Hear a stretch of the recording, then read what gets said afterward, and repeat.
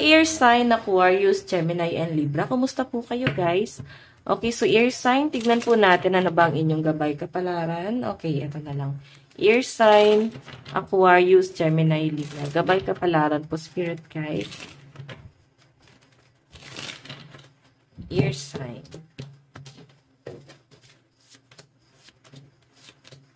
So, may nakikita ko dito air sign. Siguro, nahihirapan ka sa pagpasok sa trabaho. Or nahihirapan ka sa trabaho mo. Parang feeling nyo guys, masyado ng toxic, hindi na worth it. So, alam nyo naman guys, sa sarili nyo na talented ka. So, I think, bakit ka nagtitiis? Bakit ka nagtitiis dito sa trabaho mo na may mga katrabaho kang toxic, tas mababa pa yung sinasahod? So, parang dapat alam nyo, ear sign yung worth nyo. Okay, so, may pinapakita rin sa akin dito guys, parang ano pa nga parang plastikan na lang din guys, or may pinaplastikan na lang ata sa work mo. Parang bilang pakikisama na lang guys, no? Okay, may nasa-sense kasi ako guys, parang feeling nyo guys na pagkakaisahan din kayo dito. Okay, so titignan po natin additional message kay air sign, Aquarius, Gemini, Libra. So guys, meron po tayong be humble. Ayan, nagpapakumbaba po ang mga air sign. Kahit saang aspeto guys, sa love life, sa trabaho, kahit na kanino guys, nagpapakumbaba ka ngayon, or parang meron kang binabago sa sarili mo. Parang kailangan, parang kailangan grateful ka lang sa kung anong meron ka. Na-achieve mo ganyan. Meron tayo guys, push through any insecurity. So, parang kahit guys, nagpapaka-humble ka, parang nakaka-feel pa rin yung iba sa inyo guys na insecurity. Siguro hindi naman yung parang naiinggit, baka parang feeling nyo lang kasi talaga napaka-unfair, no? Overall energy to, no? Parang napaka-unfair ng mga nangyayari sa inyo. Parang Lord, ibigay mo naman sa iba. Parang ako na lang lagi yung may problema. Parang ganon. Okay? Parang punong-puno na kayo guys ng stress. Ear sign. Dami nyo guys pinagdadaanan. Lalo na guys sa work. So, titignan pa natin guys. Okay, wait lang po. Nasa by card natin. Ito. So, possible guys ng kadil nyo is Leo, Cancer, and Virgo. Nakikita ko guys yung pagiging down to earth. Pagiging down to earth mo kahit na kanino sa mga nakakasalamuha mo. Kasi parang kailangan mong gawin to. So, I think guys, lesson sa inyo to kung ba't mo to ginagawa. Kung bakit parang nagpapakumbaba ka ngayon. Tignan po natin pagdating sa love life. Love life po ni air sign, Aquarius, Gemini, Libra. Love life ni air sign. Okay, so pagdating sa love life po ni air sign, meron dito guys, maring nag-aantay sa inyo guys.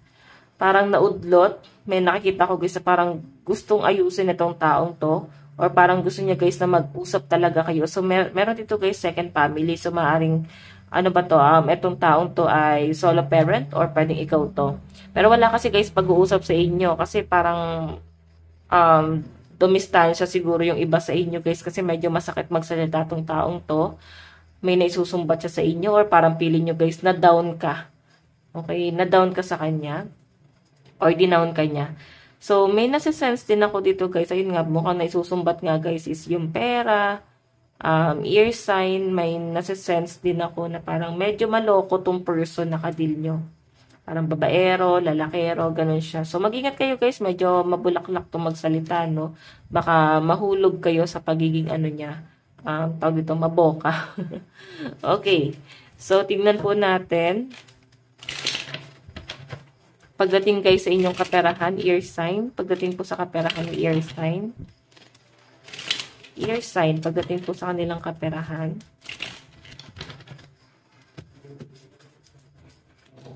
Okay. So guys, nakikita ko dito, pagdating sa pera nyo, maganda yung daloy ng pera. Lalo na kung ikaw ay may business. Magiging maayos yung sales ngayong araw. Healthy, ayan guys. So, well, tong Tree of Flower, wealth siya. Ibig sabihin, maaari may mga bago kayong client na tatangkilik doon sa business nyo, no?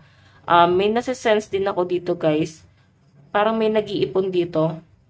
May pinag-iipunan ka, meron kang pinaghahandaan. Ayan guys, yung nakikita ko, no? So, kung ano man guys yung pinag-iipunan mo, nakikita ko magiging successful man. Ito, magiging successful tong, pinaghahandaan mo sigurong bilhin, maaaring property to. So, nag-iipon naman kayo guys eh. Okay? Marunong kayo guys mag-control sa pera. Pero minsan kasi guys, nami-misinterpret ka na ng ibang tao. Okay? Siguro yung pagtulong mo guys sa ibang tao, pero parang hindi na rin guys masama sa inyo yun. Kasi nga, nami-misinterpret ka ng ibang tao sa pagtulong na ginagawa mo. So parang di na mahalaga yan ang mahalaga guys, nakatulong ka sa kanila. Parang ganon. Okay, so tingnan natin guys, pagdating naman po sa inyong trabaho. Trabaho po ni ear sign. Trabaho ni ear sign. Wait lang po.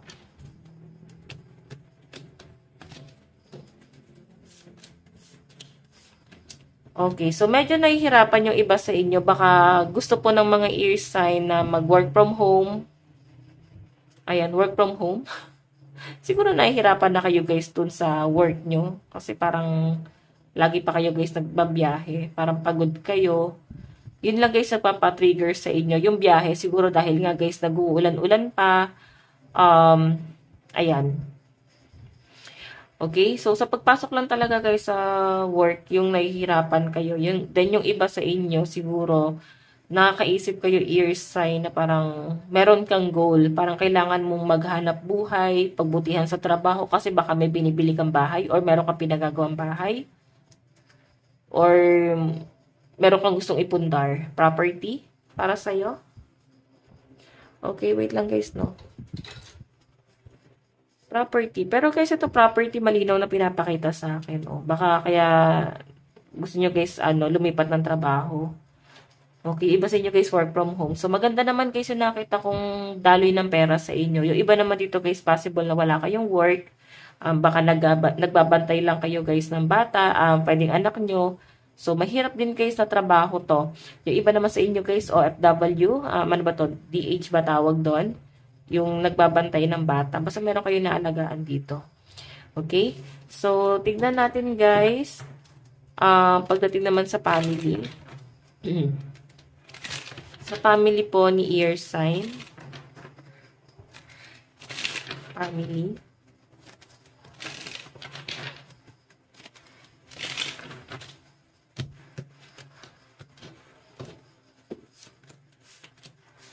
Okay, so pagdating sa family po ni ear sign, nakikita ko mukhang nagpaplano kayo guys mag-business. Yun nga lang guys, mukhang hindi po talaga siya masimulan-simulan. Kasi parang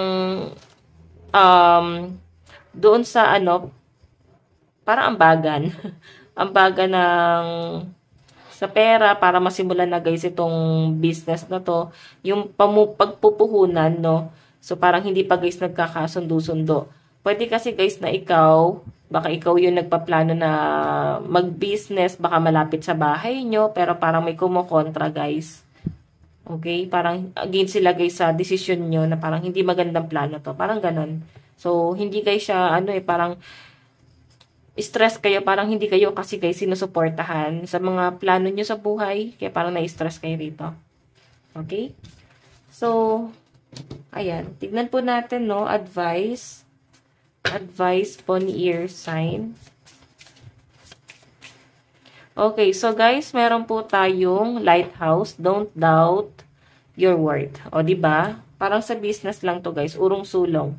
So, sinasabi rito guys, huwag kang mag-doubt sa alam mo sa sarili mo na worth it yung gagawin mo. Alam mo sa sarili mo na magiging successful yung gagawin mo, yung mga plano mo. Hindi mo lang talaga siya guys magawa kasi nagda-doubt ka. Okay? Nandun yung pagdududa. Ganon siya. Okay, so guys, ang lucky number mo is 20 and 12. Ito lang po ang inyong reading. Maraming salamat po. Bye-bye.